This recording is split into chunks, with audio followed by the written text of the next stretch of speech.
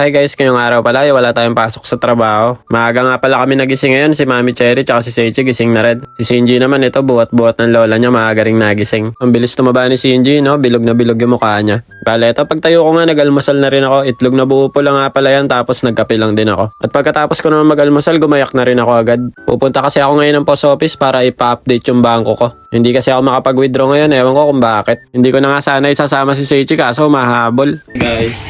Hi guys. Hi, kakayat ka. Hi. Bale, ito guys, umalis na nga rin pala kami ni Seichi. Si Ate Saori naman natutulog pa, siya kasi lagi late na nagigising sa amin. Malapit nga lang pala yung post office dito sa bahay namin, siguro mga 5 minutes lang nandun na rin kami. Ipapa-update ko na kasi to sa mismong post office na para siguradong maka-withdraw na ako. Tinry ko na kasi i-update sa cellphone ko kaso ayaw pa rin talaga. Si Seichi halos di na makakita sa sombrero niya, gusto niya kasi yung lagi nakababa eh. Kakatapos ko lang magpaayos nung bangko, hindi kasi ako maka-withdraw. Kaya naglaro muna kami ni Seichi dito. Kaya naglaro ko muna sa may park. Seichi, hi! Hi. Hi! Hi. Hi guys! Hi guys. Nung nakapaglaro nga si Seichi, grabe tumakbo. Kala mo talaga ngayon lang nakapaglaro eh. Malapit nga lang din pala to sa eskwela nila Seichi kaya kabisado niya na yung mga pasikot-sikot dito. Medyo malawak nga pala dito guys. Tignan nyo naman kung gaano kaluwag dito. Marami kasing nakatira dito kaya meron silang pa-playground sa loob. Kapag kasi kami dumadaan dito galing sa school nila Seichi, ang dami laging tao kaya hindi sila nakakapaglaro. Buti na nga lang kanina nung nagpunta kami walang katao-tao, dalawa lang kami naglalaro. Kaya si Seichi na-enjoy niya talaga yung paglalaro kanina dahil solo-solo niya lang dito. Si Saori naman kasi natutulog pa kaya hindi namin naisama. Bale, ito, fast forward, nandito na kami sa bahay.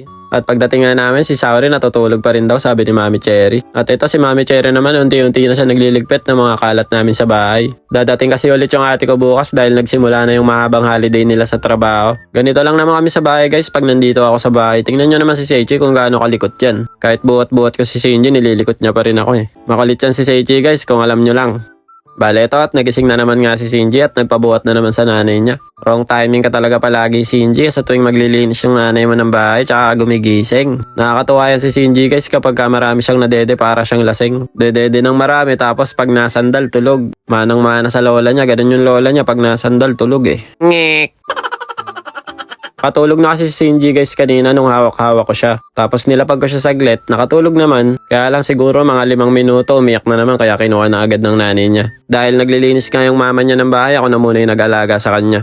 Bale, ito binakim nga ni Mami Cherry yung sala namin, pati kusina namin. Tapos maya-mayang konti lang nagising na rin si Ate Saori. Kaya ito nilalambing na naman niya si Shinji. Malambing kasi si Saori kay Shinji kaysa kay Seichi. Si Saori at Seichi naman minsan nag-aaway din sila pero madalas naman na magkasundo sila pagdating sa mga laro. Bale, ito sinimula naman ni Mami Cherry linisin yung kwarto namin. Inisa-isa niya munang tanggalin yung mga higaan namin, yung mga foam, tapos yung mga kumot. Tapos tsaka niya ngayon binakim yung sahig para mawala yung mga alikabok tsaka yung mga buhok-buhok. Habang binabantayan ko nga si Shinji, tamang food trip naman ako dito ng boy bawang tapos yung chicharon na maanghang. Galing nga pala yung chicharon sa lola ko, yung boy bawang naman pinadala ng ate ko. Kaya ito binabad ko siya sa suka kasi ang sarap nito kapag binababad sa suka.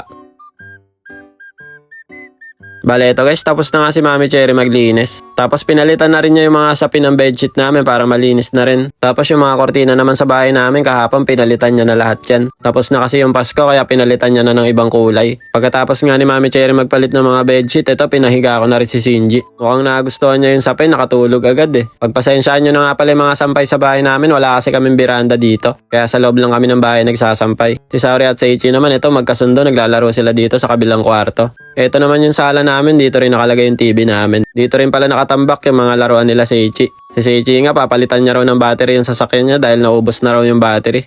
Kaya ito naglaro na naman silang dalawa. Bili tayo ng bigas. Wala na kasing bigas sa bahay. Ay may bisita bukas. Bumili na nga rin pala ako ng bago kong toothbrush tapos toothpaste ni Saori tsaka ni Seichi. Magpapalit na ako ng toothbrush. Yung gamit ko kasing toothbrush 3 years na yun eh. Joke lang. Grabe naman yung 3 years na yun. Bibili tayo ng 10 kilo of rice. Ito 10 kilo 3,218. So yan. Siguro mga nasa ano yan sa Pilipinas 1, 2, ganun.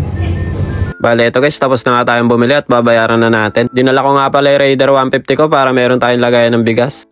Kapag nga nagbabay ka dito sa Japan, feeling mo nasa anime ka talaga. Kasi minsan kulay violet talaga yung sunset dito. Fast forward nga at nandito na ako sa bahay. Nagpabili nga pala sa akin si Saori ng dango, yung paborito niyang kakanin ng mga Hapon. Chugoy. Oishi? At ito yung nabili natin na 10 kilong bigas, nilagay ko na nga rin sa lalagyan. Para makapagsahing na rin, wala pa kasi kaming sinahing. Fast forward, pagkatapos kumain ni Mami Cherry, kinain niya naman yung natira ni Saori na dango. Mahilig din kasi minsan kumain si Mami Cherry ng mga kakanin ng mga Hapon. Bale, ito pagkatapos nga kumain ni Mami Cherry, kami naman ni Mama yung kumain. Ito nga pala yung ulam namin guys, tuyo tsaka sardinas. Yung sardinas naman nilagyan lang ni Mama ng maraming sibuyas. Tapos yung tuyo naman sinasawsaw lang namin sa suka. Mahilig din kasi kami kumain ng tuyo dito guys kahit nung nasa Pilipinas pa lang kami. Kaya naman paminsan-minsan kahit nandito kami sa Japan, hinahanap pa rin namin yung tuyo, itlog na pula, chicharon, tapos yung mga tinapa. Alam nyo naman yun, yung mga ulam natin sa bukid. So paano guys, hanggang dito na lang muna. Kita-kits na lang ulit next video. Jane, matane, arigato gozaimasu. Ngek, ngek, ngek. Bye-bye.